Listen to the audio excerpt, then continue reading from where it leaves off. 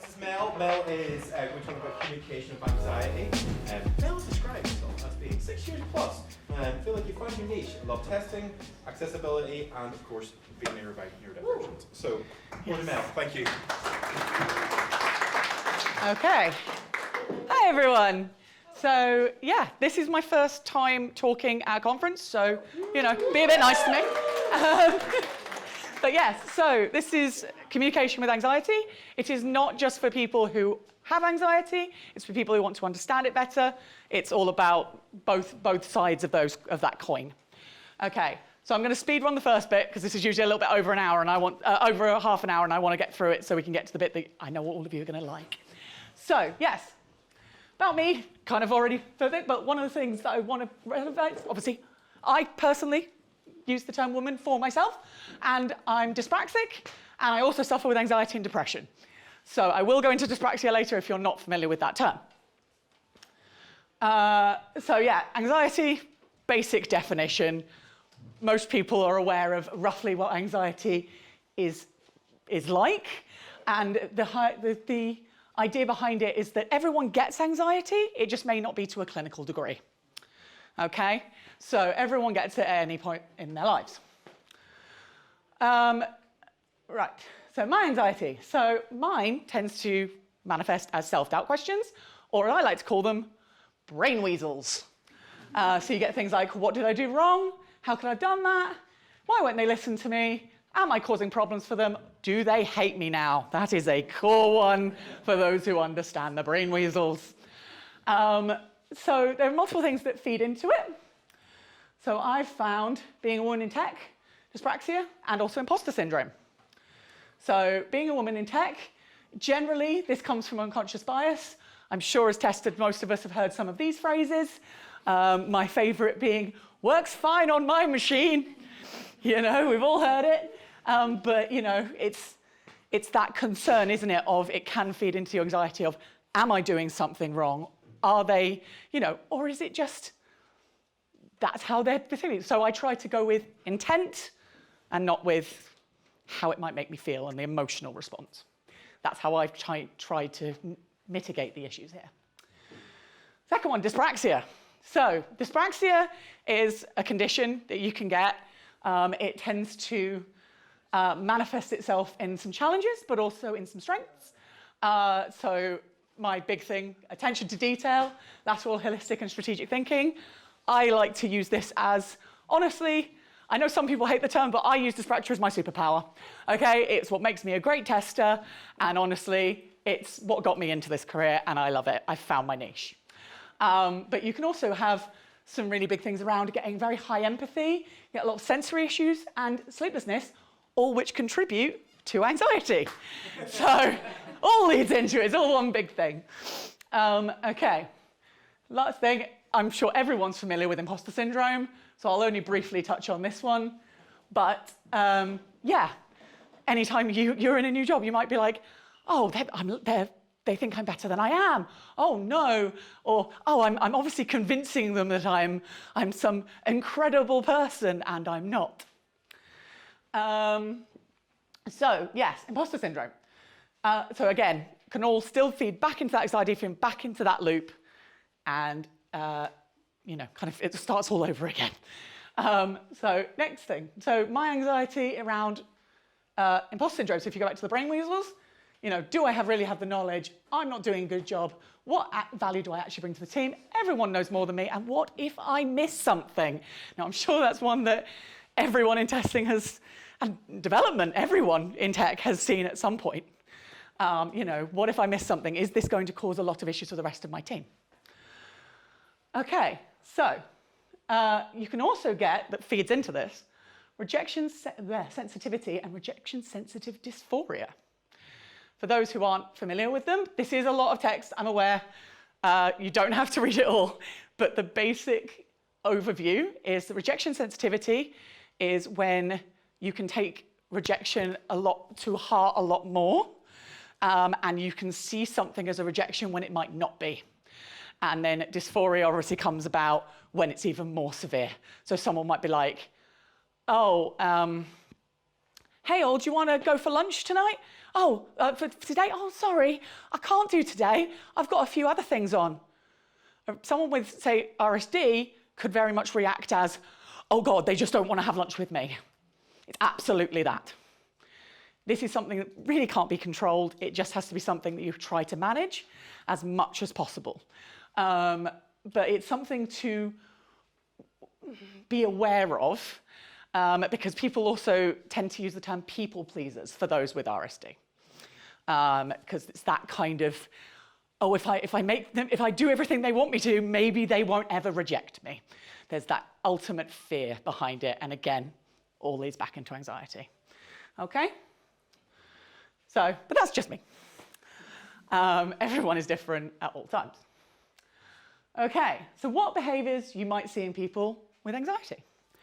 So, I'm just going to pick out a couple of ones from here, really. But the big ones for me that people don't really understand tends to be stimming. Stimming is kind of the rapid movements. You can get it, so, you know, people tapping their knees or shaking their knees or tapping their fingers a lot, twiddling an anxiety ring. All those things can be considered stimming.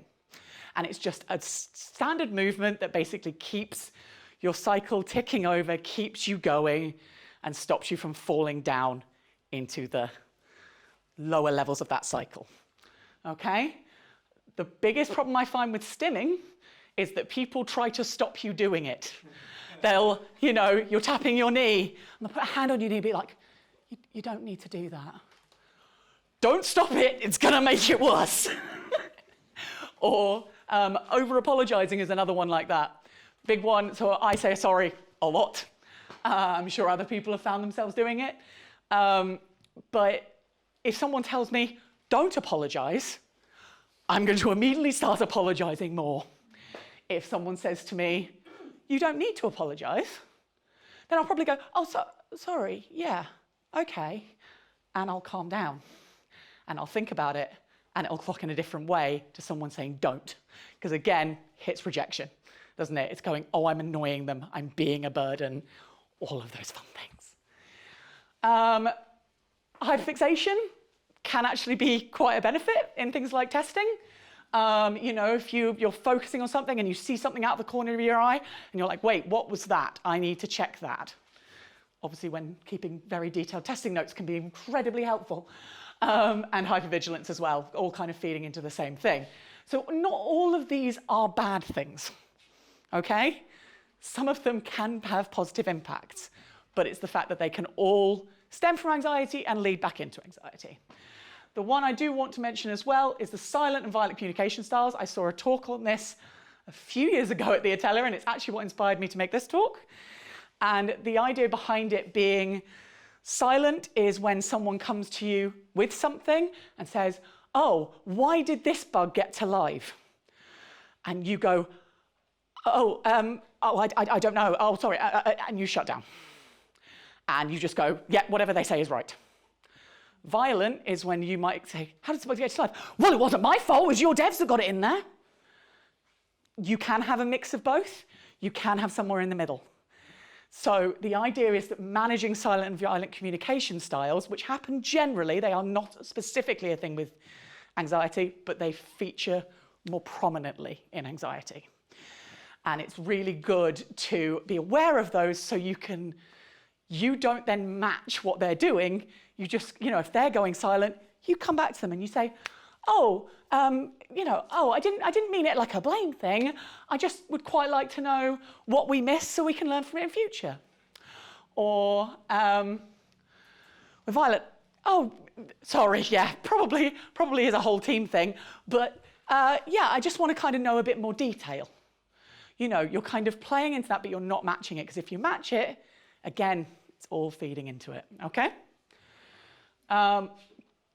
Next one is, how are things different? So someone with anxiety can dwell on something. So something that's completely forgettable to you, they will keep in their head for years. I have things that I see as stupid things I did in secondary school that still come back to haunt me at night. And I'm like, they all must hate me for this particular situation. I'm sure most of them don't even remember me. you know, or remember the situation. But yes, you can lose sleep over it, but it can also create a barrier to future conversations. If they feel that there's something that they might do again, they might be scared to approach you again. So it's always great to kind of keep yourself open. And if something has gone wrong, it can go wrong. Things happen. None of us are perfect. It's okay. But if you keep yourself open to receiving more conversations from them, it is likely to try and dull that effect. Okay, next thing, spoon theory. Is anyone else in this room familiar with spoon theory other than Jen? Who's obviously him. Yeah, cool, okay. So, yeah, for those who don't know it, the idea is that you have a set number of spoons each day. And each interaction or activity takes a certain number of spoons from you. And it can feed directly into anxiety when you're thinking, oh gosh, I feel like I've only got a few spoons left. It's kind of, it all feeds back into that same loop, okay? And even worrying about that can take spoons. So you're kind of trapped in this never-ending loop. So we're going to do a quick activity.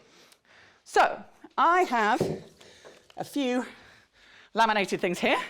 I'm going to pass them back, and people can have a look at them. They each have a number on them. I want you to look at that number. Sorry, Marina. And yeah, if we pass them back, they all have various numbers on them. And I want you to look at it. Oh, sorry. We're going to take 5 minutes. I want you to look at them and see how you would spend the number of spoons on the thing that you get. Okay, I do only have 10 of these, so some people are going to have to split, I'm afraid. Do you want to keep one for you guys? Some of them have higher numbers, some of them have lower numbers. I have not been mean and said anyone is 1, 2, 3, or 4, because I think that's incredibly cruel. Anyone else want one more? Okay, and we'll have a little discussion about it in a couple of minutes.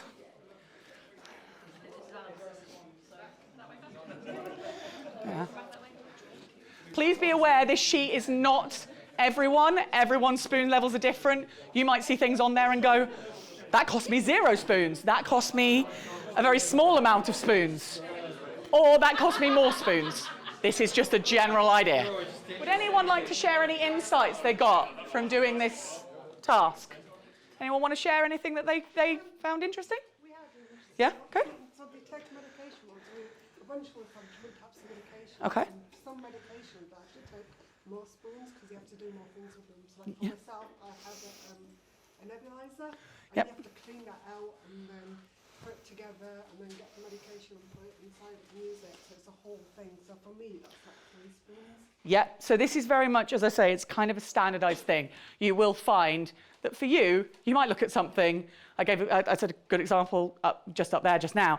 So going to work, that's in 5 spoons on this particular sheet. But you might find that one day you're like, no, you know what? I've got no meetings. I can just crack on. I know what jobs I'm doing. I'm just good. It's actually a 3-spoon day to go to work. Working from home might be less. You might find that's a 2-spoon day because you can turn your camera off and you don't have to think about it. Do you know what I mean? This is very variable based on what you want to do. So yeah, it's definitely worth noting that things would be increased for different people. Did you go to work with yours? Yes. You did? Okay, cool. Did anyone choose not to go to work? Okay, cool. And why did you choose that? Oh, sorry.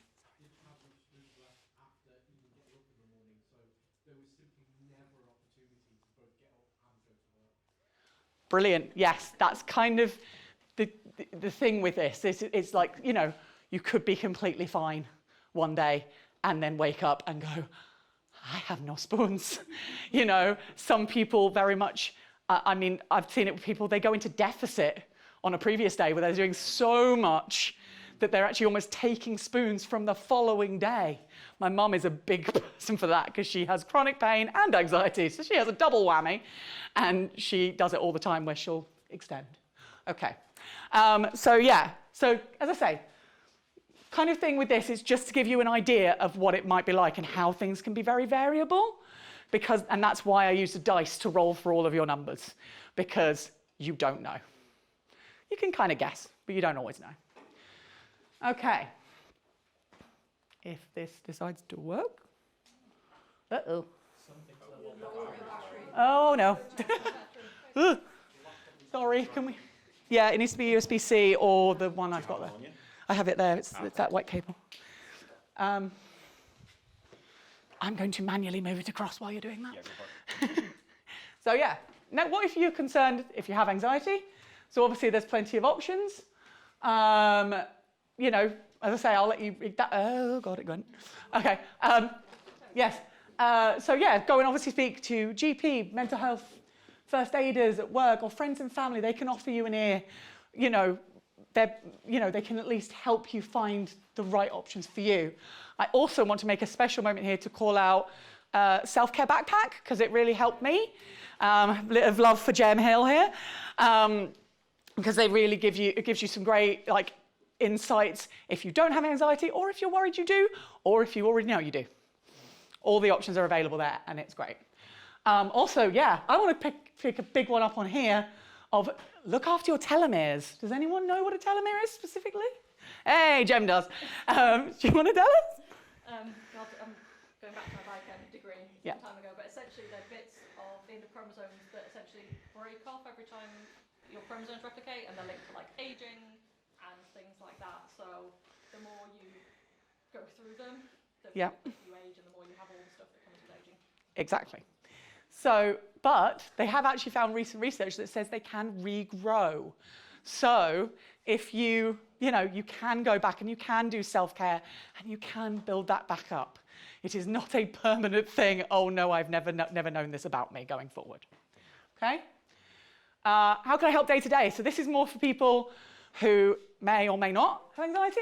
But yeah, being open to different types of communication, such a big one. Some people much prefer to be on camera, much prefer to be on phone. Me personally, I hate it if someone calls me out of the blue. Detest it. I actually like being on the phone, which I know is quite unusual in my age group, but I don't like it if someone sends me a message first and goes, hey, are you free? Because if they break my concentration, it is gone. Being aware how things could be read differently, avoiding certain phrases. This is such a big one because things like don't take it to heart, don't be so sensitive, don't be so dramatic.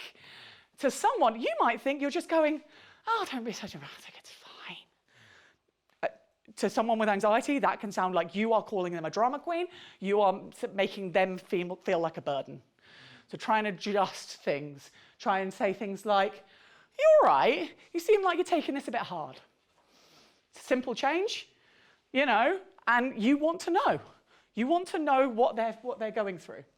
And banter is great, be aware of the lines. In work, it's such a big one. I'm sorry if I'm teaching people to suck eggs with some of this stuff, but one of the biggest issues I've had is people having banter that just goes too far and they don't stop when it said stop. Okay, do you have any other suggestions how you can help? Go on, shout some things out at me. Anyone? I think something I've said to a lot of my managers, and it's related to the not call me out of the blue. Just don't say, can we have a chat on Slack? Can we have a chat? Yeah. Context. Because I'm going to put my notice in because I'm going to quit rather than be fired. That's where my brain will go. Okay. Yeah. Anything else anyone can think of? Don't start a meeting with false expectations. So I once had a meeting where my manager started it with really positive, like, how are you, how is everything? And then suddenly it went to something very negative, and it just completely shocked me because I thought it was going to be a positive meeting, and that just, inside it, felt like it destroyed me. Yeah. Okay. So very much big thing, talk to managers. Get them to know how you like to be managed because everyone is different. Okay, rubber ducking. I'm sure quite a few people are familiar with this term, but it can be particularly useful in mental health. It's just the idea of just being able to talk through that problem and lay your cards out so you can work out what the problem is and what the solution is that would be best in this situation. It's just a quick one on that. I won't go into it too much because I am running out of time. Okay, and then finally, how can I help with a known case? So if you already know that someone has anxiety, it's just pretty much, treating them equally with respect and being open if they come to you. but also don't take it to heart. If you reach out to them and they don't come back to you, that doesn't mean they didn't appreciate it. It might just mean they don't have the spoons to come back to you at that moment, okay? And then don't call out anything that you might consider weird behavior. We go back to things like the stimming. Oh, they're so weird. They're constantly tapping their knee and the noise drives me crazy. You can speak to them about that rather than just trying to stop them, okay? You can just go, hey, by the way, this noise kind of bugs me. Is there anything else we can look at this? Okay? And then, talk to them about what would help them and specific triggers. But also, and this is a big one, unfortunately, it has happened to me many, many times, don't mention what you know to others without explicit permission.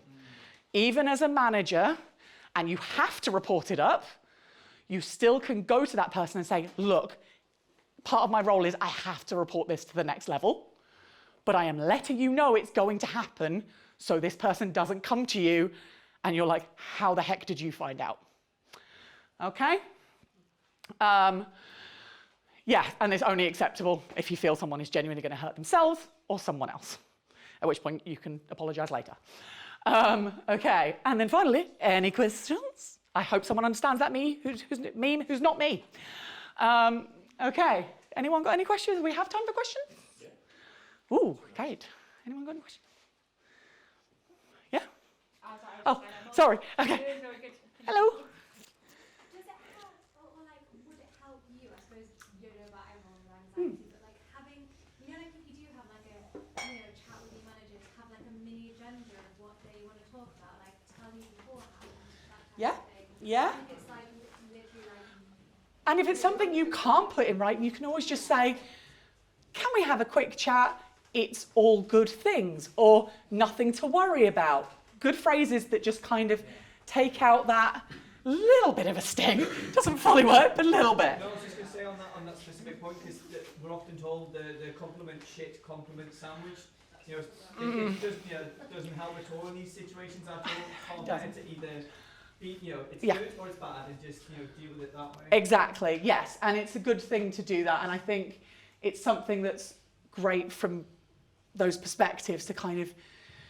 How do I put this? Again, it's all about kind of finding that management style for that person, because someone might actually respond really well. I've had developers who I go, hey, loved this thing about your work, but I have this concern. Yeah. Oh, and loved this whole section, loved it. Oh, and just this quick thing, they love it that way. They like having it that way. Not everyone does. Yeah. So you've got to learn, though, you've got to try, and team charters are also a great way of doing that, so you know how people like to be managed. Okay, and yes, any other questions for me, then feel free to find me afterwards at any point. I'll be here till just after 4, I think. And yes, obviously, also I'm going to shout out Jem again, thank you. If you want to go and check out stuff.